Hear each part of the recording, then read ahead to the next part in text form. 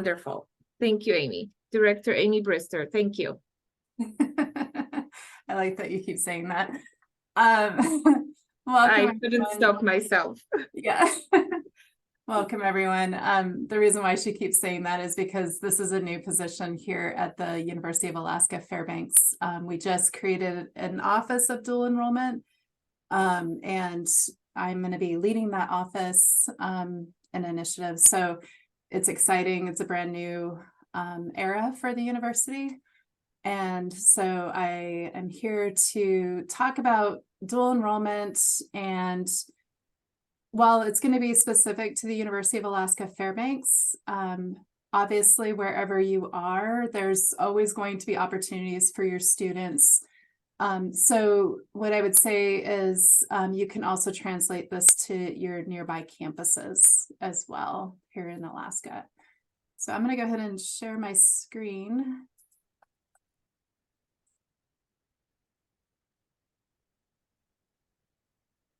All right.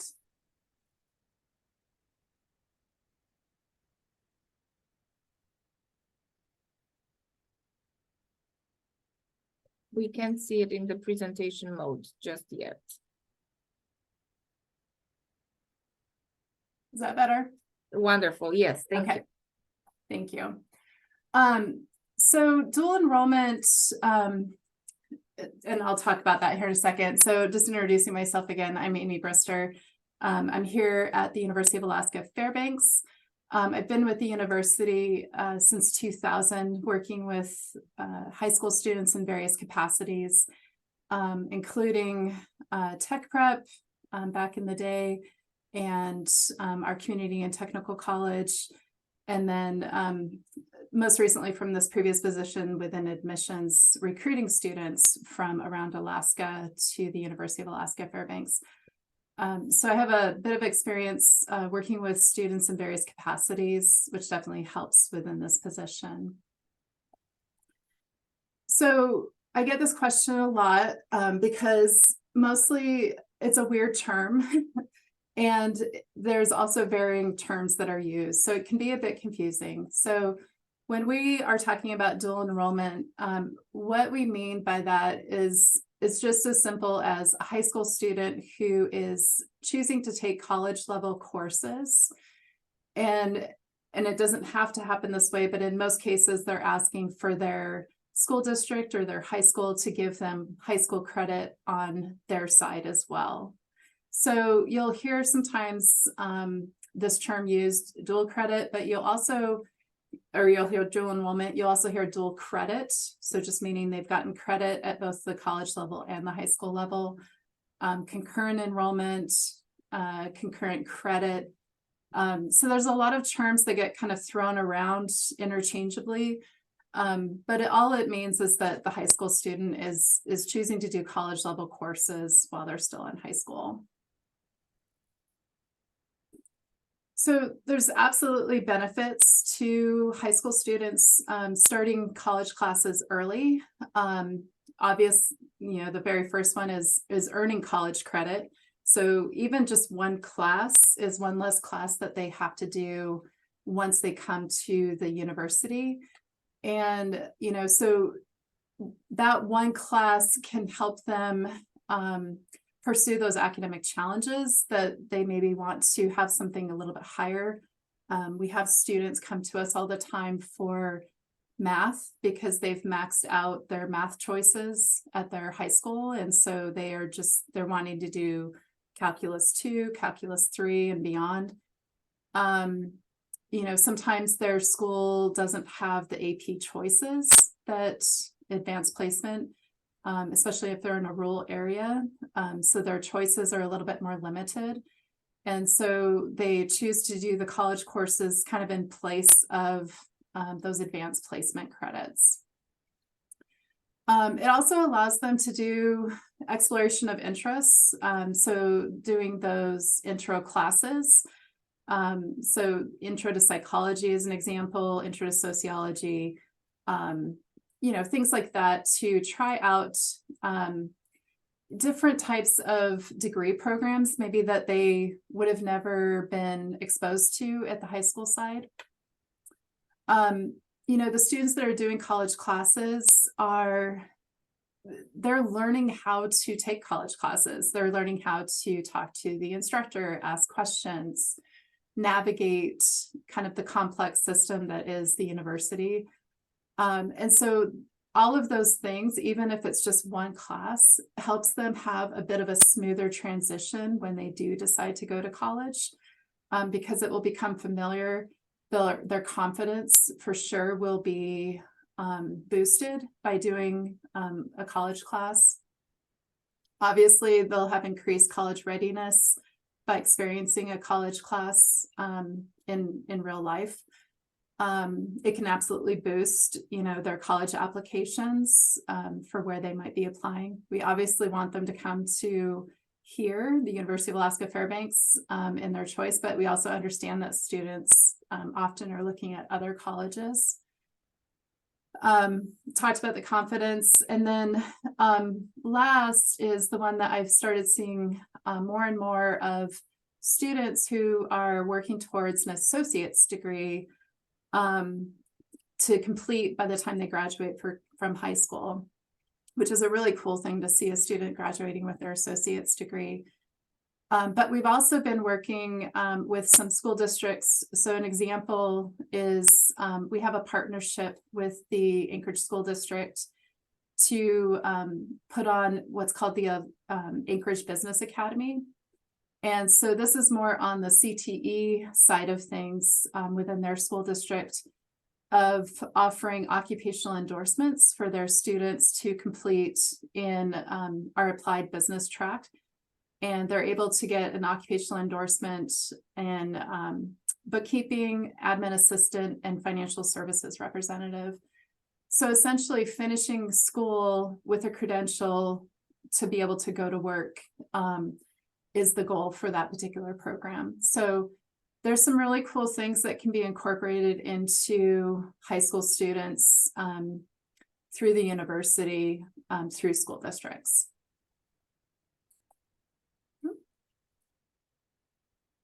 So specifically, I'm just kind of talking about dual enrollment programs, dual enrollment opportunities here at UAF.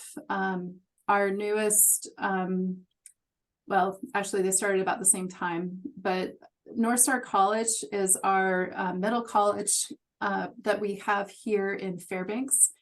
And that's a partnership that we have with the Fairbanks North Star Borough School District.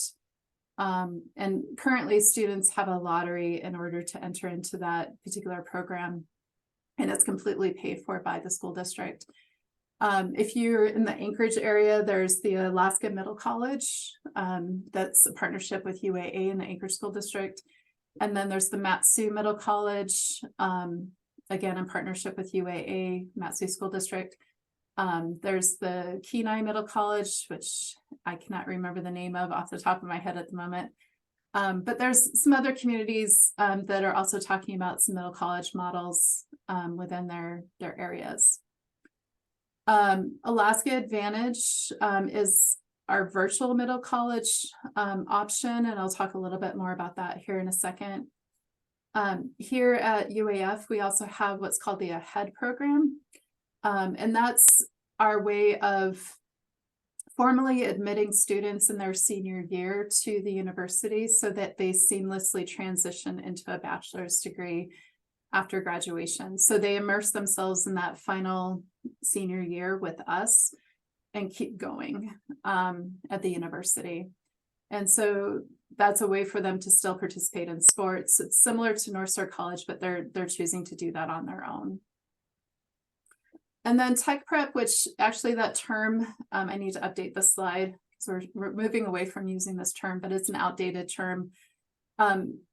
Tech prep is basically those embedded high school courses that the university deems are connected to one of our courses here on the university side. Typically, they are the CTE offerings, so welding, drafting, might be culinary arts, so kind of that CTE realm. And that's a way for students to get college credit, but being taught by their high school instructor. And so they get a reduced price for those classes. So that's another way.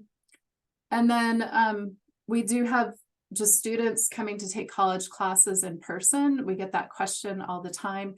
You know, we have a lot of students who do music on campus or do art classes. There's some pretty popular recreation classes, so just something fun. Sometimes we have students who want to do hop up from their home high school to do, like I was talking about, calculus in person. So there's many different models for a high school student to take classes. And then the final one is what we call, you know, kind of those sponsored classes. Again, meaning that the high school instructor is approved to teach. So we do have a few, you know, like Writing 111 is embedded in some of the high schools.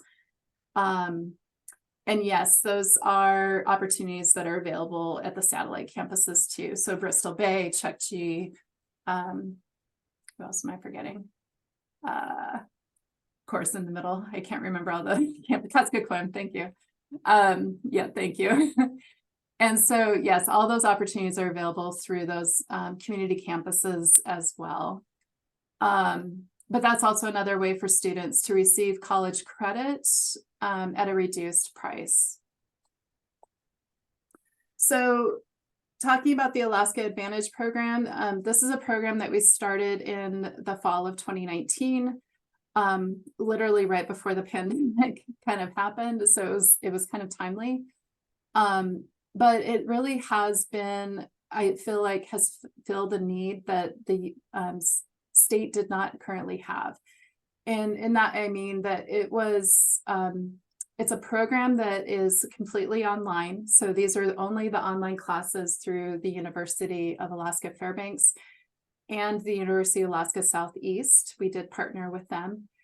And we are able to charge a reduced price point for these classes. So students are paying $165 per credit.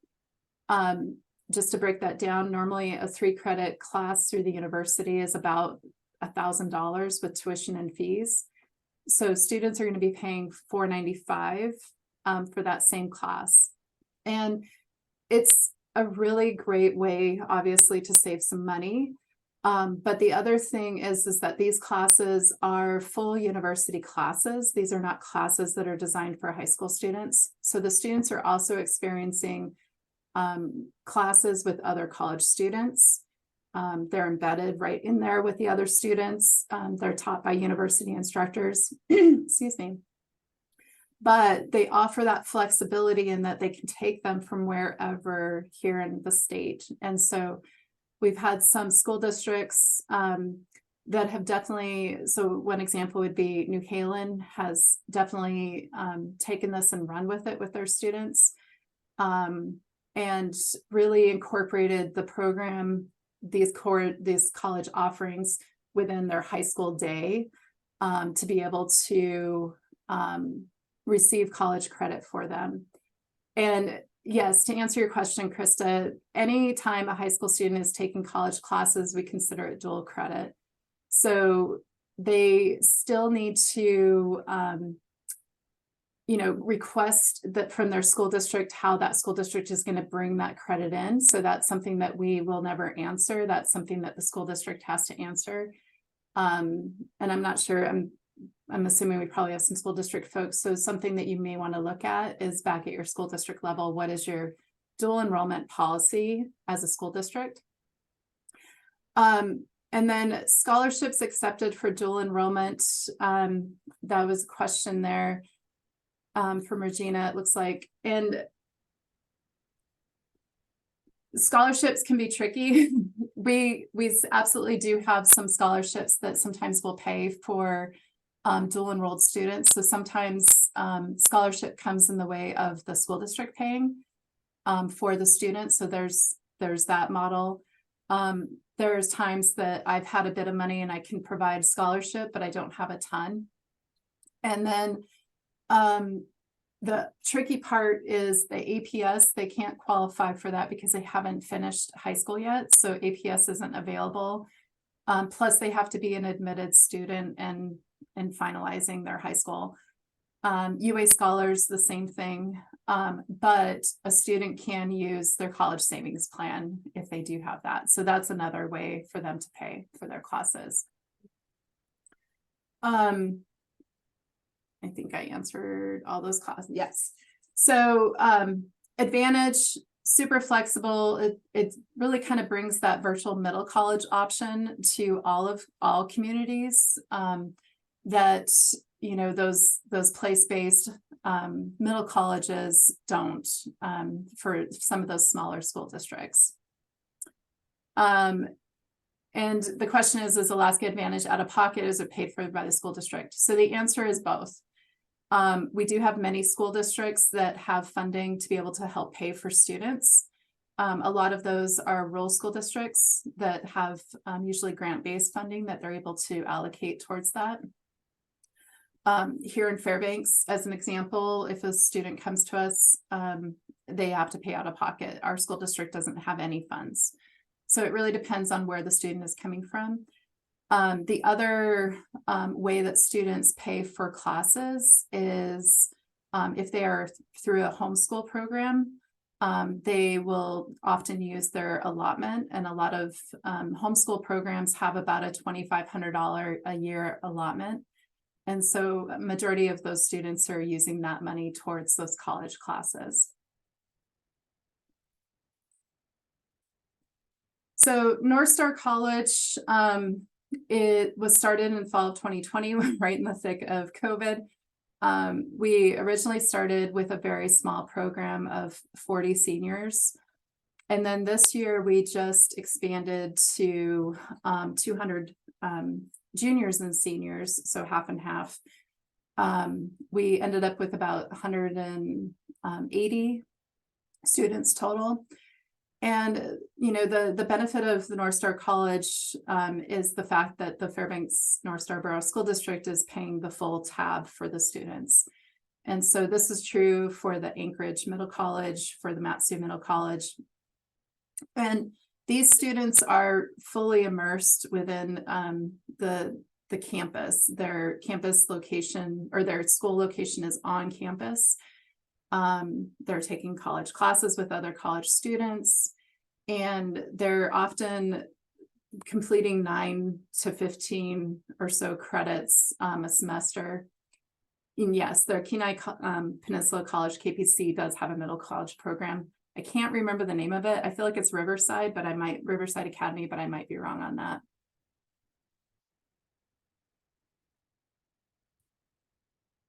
Losing my voice a little bit. So this is, you know, middle college model is a great model if the student is in that location. They get a lot of support from both the university and from the school district end. And so, you know, it's a high touch kind of program where those students are really being mentored through their university time. And so in a way that is a little bit harder with our virtual middle college with Alaska Advantage. And so, you know, this is a great way for a student to get fully immersed within the university if they want something like this, but it's not for every student. So a lot of times, you know, what I hear from folks from both the school district end and from parents end and from even our university end is there's this fear that the students are going to just willy-nilly take any class and end up with a bunch of, you know, junk credits, like they're going to take underwater basket weaving and, you know, not really take any classes that are going to count towards a quote unquote a degree program. And what I see is the opposite of that. High school students, one, naturally select the right classes, because often what they're trying to do is they're trying to fit a class on their high school end and on the college end to match together.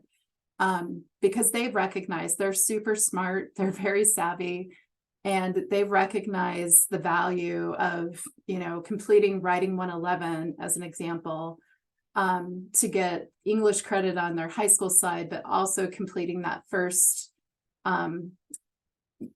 year class that is a required class of all students here at the University of Alaska Fairbanks. But it's also a highly transferable class because it's a first year writing composition class that all students have to take pretty much at any university that you look at. So the students are pretty savvy about figuring out which classes, one, count as a general education requirement or a core class here at the university, but also matching that to their high school end.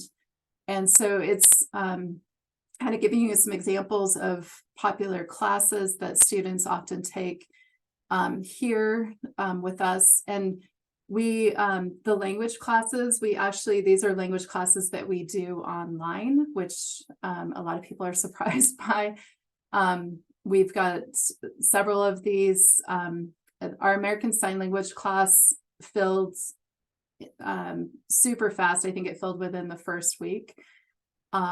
This was our first year of doing that. So there are several classes for students to choose from within the university. And, you know, the question I get often is, what classes are high school students allowed, quote unquote, allowed to take? And the answer is they're allowed to take any classes that they meet the prerequisites for, just like any other student.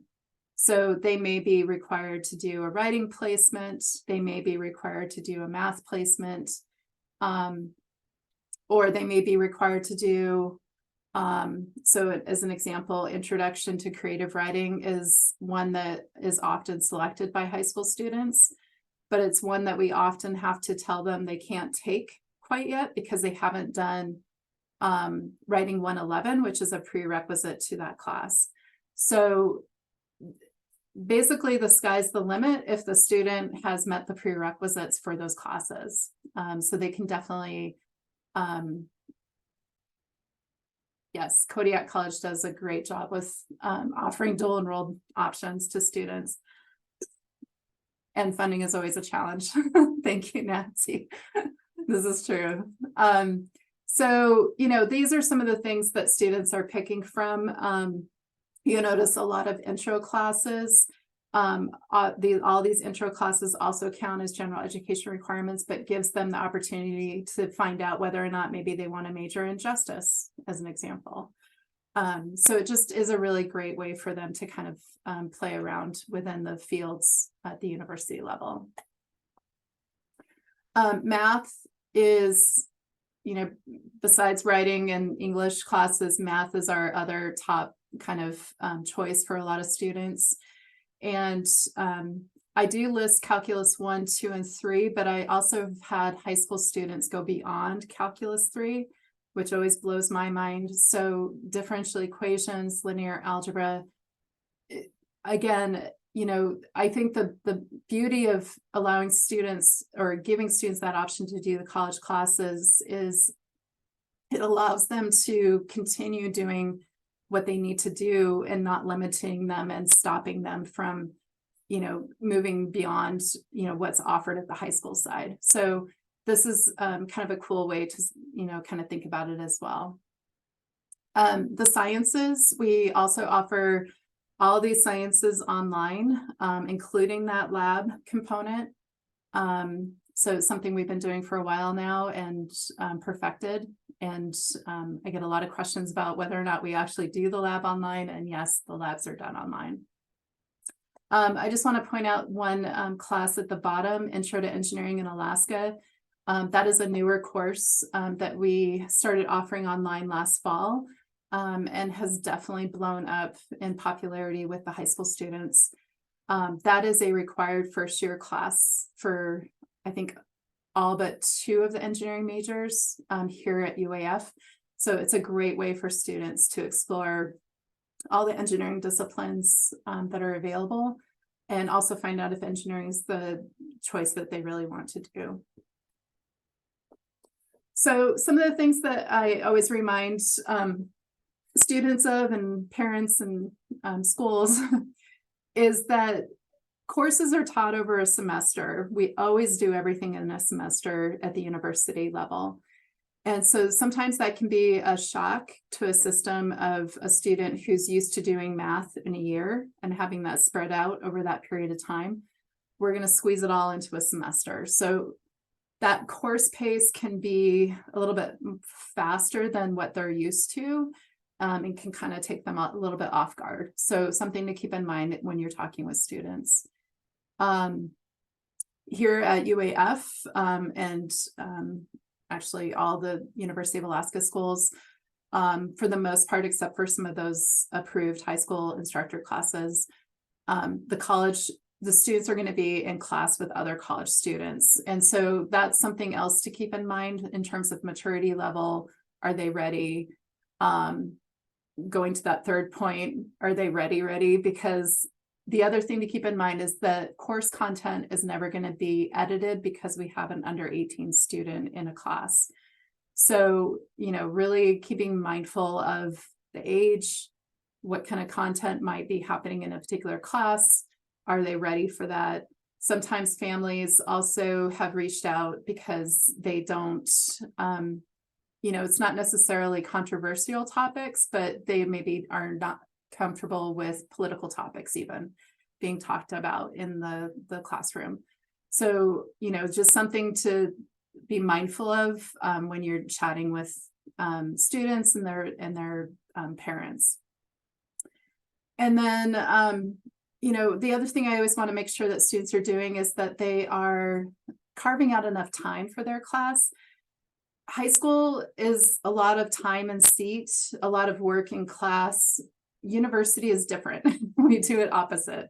So, there's a lot of expectations that the students have read things before a class starts, that they, are paying attention to the syllabus and when things are due. And so it's really important that they have enough time carved out in their schedule, that they're not trying to do athletics and work, have a full high school schedule, and take 1 or 2 university classes. That would be way too much. So just kind of talking through what is their time commitment to this. And then, I always hate to say it this way, but these university classes, because this question comes up all the time, they are on the student's permanent transcript. And it just sounds ominous when I say it that way, but it's true. So when a student completes a class, this is on their permanent transcript. And at the university level, we consider a D as failing. And so that sometimes comes as a surprise to high school students who, on the high school side, it's passing. So I always want to make sure a student doesn't end up in a situation where, maybe they didn't pass something while they were in high school and then come into the university and suddenly they're having to do a petition with financial aid to receive their financial aid because of that bad grade that happened. So just being mindful of withdrawal dates, if a student's not doing well, getting them out of the class in time, having all of those conversations when you're talking with a student. And yes, Stacy, I can share this with Dominique and she can send it out, I believe. I might be talking for her at the moment. So the other thing, and I point this out, and I always just kind of lay this out in terms of because people always become surprised at when registration starts with the university and contacting us right before the semester starts and being surprised that a class is full or they can't get into any classes. So I always just want to point out that early is best.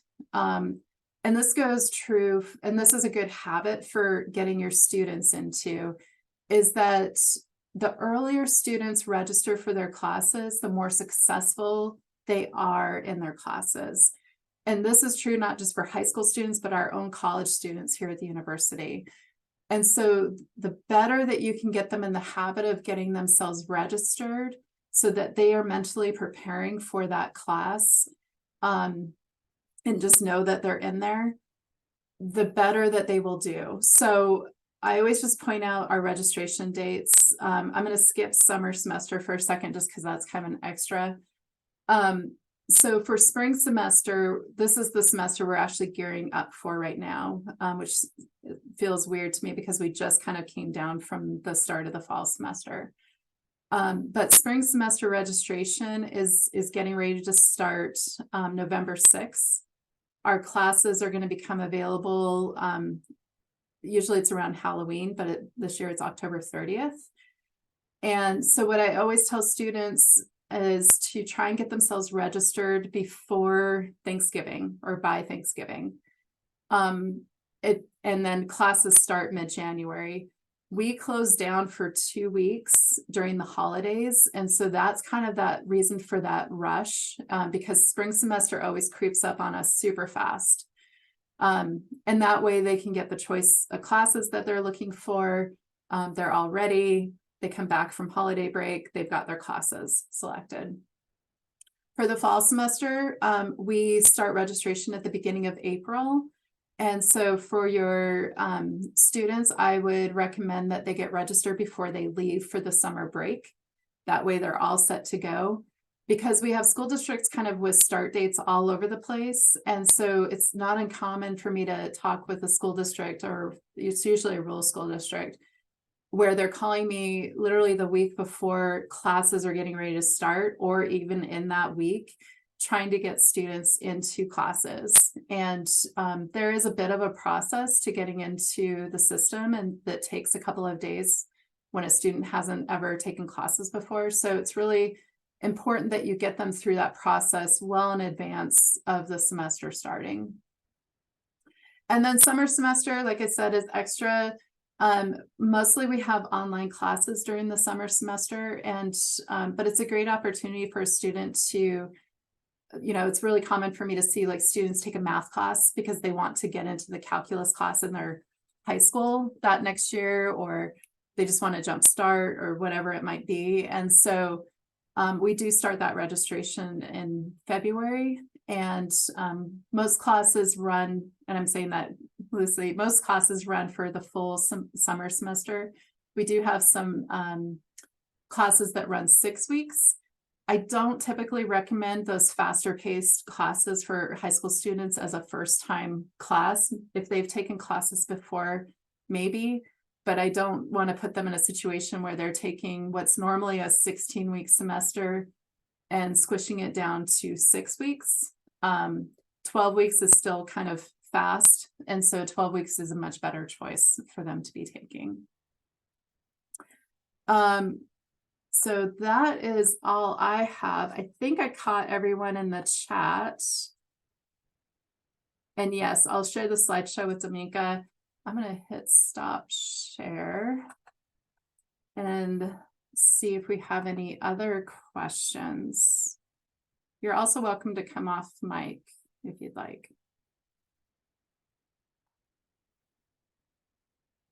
Hey, this is Krista. I have a question. Yeah. Hi. Do you know off the top of your head if there are any Alaska Advantage courses that offer like art classes for that are like culturally appropriate? Yes. So where I'm not sure what's going to be offered for spring yet. That's going to come up here at the end of the month. I'll talk about some art classes. So Art 105 Intro to Drawing is a really popular first class for a lot of students, but we have some other like 3D drawing. There's some other like kind of digital drawing type classes that are, or art classes that are available. We also have an Alaska Native themed requirement here at the university. So we have several choices. There's like an aesthetic appreciation of Alaska Native arts, I believe is the name of the class. And then there's a performance one. I think it's Alaska Native performance, if I remember correctly. So there is a handful of Alaska Native themed kind of arts type classes that are offered. And these are all online? Yeah, these are specific to online classes.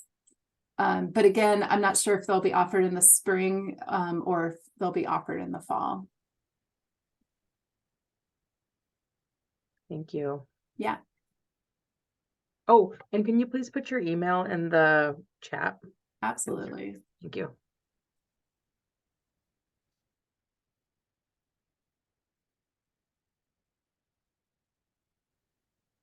I'm a very loud typer. Sorry.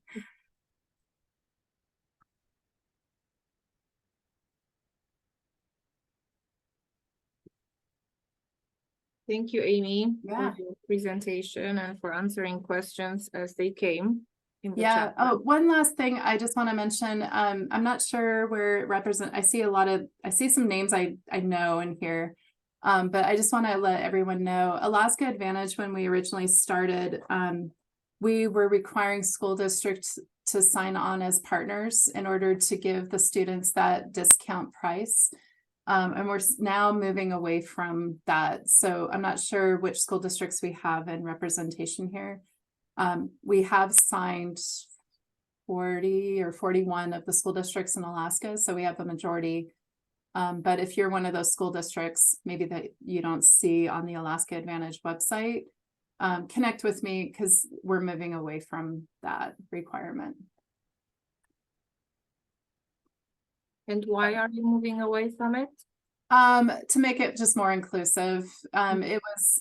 We're also going to be allowing lower 48 students to do Alaska Advantage. Great. Yeah. Growing. And the lower 48 students, how did that happen? That did you get calls, interest from the lower 48? Yeah, we've had a few students that have stumbled upon the program. It's also just a really good initiative for us as the university to give students a glimpse of what they can expect here at UAF, while also giving them, that a discounted price for a class. So in a way, kind of giving them, if you want to think about it this way, like giving them sort of a scholarship. So they're paying less money overall.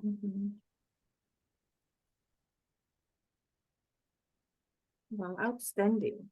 Yeah. I'll send you the